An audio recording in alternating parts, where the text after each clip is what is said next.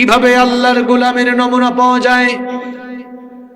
দেখুন, আমরা যখন নামাজে দাঁড়াই তখন আমরা কিভাবে দাঁড়াই।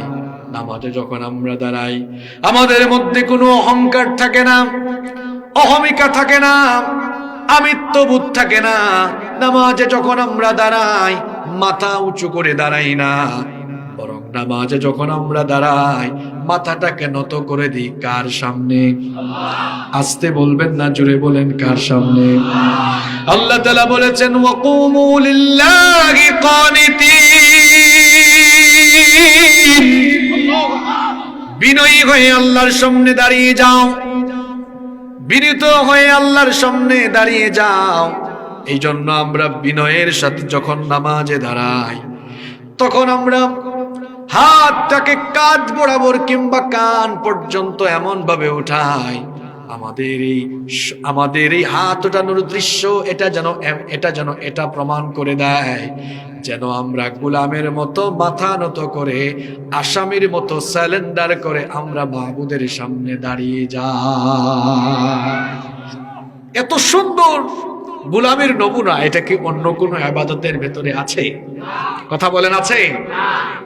এটা এমন একটা ইবাদত, there is no class discrimination in সালাত। এই নামাজের ভেতরে কোনো বৈষম্য, শ্রেণী বৈষম্য আছে? মসজিদের ভেতরে চেয়ারম্যান সাহেব ঢোকার পরে চেয়ারম্যান সাহেব যদি রিক্সাওয়ালাকে বলে, এই বেটা রিক্সাওয়ালা, তোর গায়ে ঘামের গন্ধ আছে, তুই আমার পাশে দাঁড়াইস না, পিছনে যা, তুই রিক্সাওয়ালা, আমি চেয়ারম্যান। চেয়ারম্যান সাহেব এই কথা যদি ভুল করে বলেও ফেলে, রিক্সাওয়ালাও বলে ফেলবে, মিয়া আপনার চেয়ারম্যানগিরি দেখালে ইউনিয়ন পরিষদের ভেতরে গিয়ে দেখান, এটা মসজিদ, আল্লাহর ঘর, এখানে আপনিও আল্লাহর গোলাম, আমিও আল্লাহর গোলাম। এখানে কারো সাথে কারো কোনো বিভেদ, বৈষম্য। এজন্য মহাকবি, কবি সম্রাট আল্লামা ইকবাল তিনি তার কবিতায় বড় চমৎকার করে লিখেছেন, এক হি সফ মে খড়ে হোগে মাহমুদ ও আয়াজ, এক হি সফ মে খড়ে হোগে মাহমুদ ও আয়াজ, না কোই বান্দা রহা না কোই বান্দা নওয়াজ। নামাজে আসার পর সম্রাট মাহমুদ আর তার চাকর আয়াজ যখন একই কাতারে পাশাপাশি কাছাকাছি কাঁধে কাঁধ লাগিয়ে দাঁড়িয়ে যায়, তখন সম্রাট মাহমুদ তিনি আর সম্রাট থাকেন না, তার চাকর আয়াজ তখন আর চাকর থাকে না, সম্রাট আর চাকর দুজনেই তখন আল্লাহর গোলামে পরিণত হয়ে যায়। কোনো বৈষম্য থাকে? থাকে না।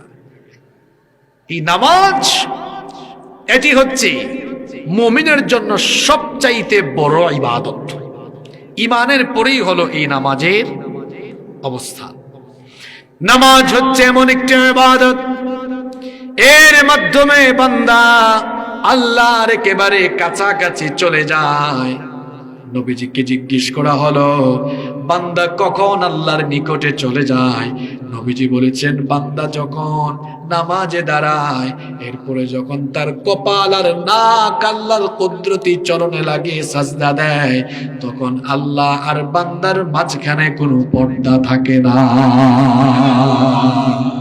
বান্দা একেবারে আল্লাহর কাছাকাছি চলে যায়।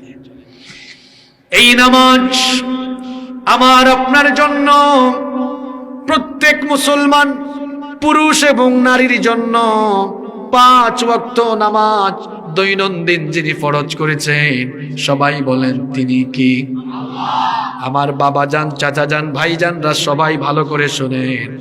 অন্যান্য ইবাদতে অজর থাকলে রুখসত আছে, যেমন সামনে কিছুদিন পরে বছরের সর্বশ্রেষ্ঠ মাস রমাদানের মাস আমাদের সামনে আসতেছে।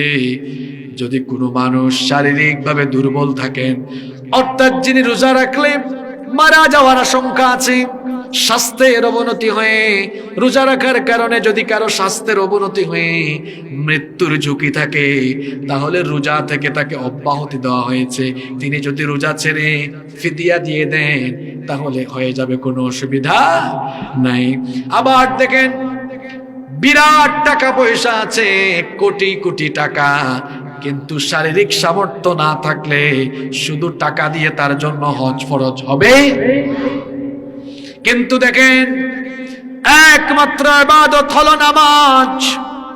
যদি আপনি মাঠে থাকেন, ঘাটে থাকেন, কলকারখানায় থাকেন, অফিসে থাকেন, আদালতে থাকেন, বাড়িতে থাকেন, যেখানেই থাকেন না কেন, আপনি পুরুষ মানুষ, যদি আপনার মাথা নষ্ট হয়ে ব্রেইন নষ্ট হয়ে আপনি যদি পাগল হয়ে না যান, আপনি কিন্তু নামাজ ছাড়তে পারবেন?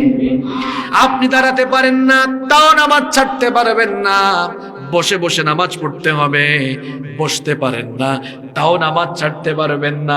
শুয়ে শুয়ে নামাজ পড়তে হবে, তাও পারেন না। ইশারায় নামাজ পড়তে হবে।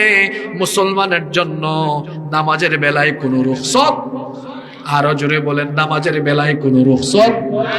মহিলাদের বেলায় মাসের যে কয়েকটা দিন তারা অসুস্থ থাকেন, সেই দিনগুলো ব্যতীত মহিলারাও নামাজ থেকে রুখসত নেওয়ার কোনো সুযোগ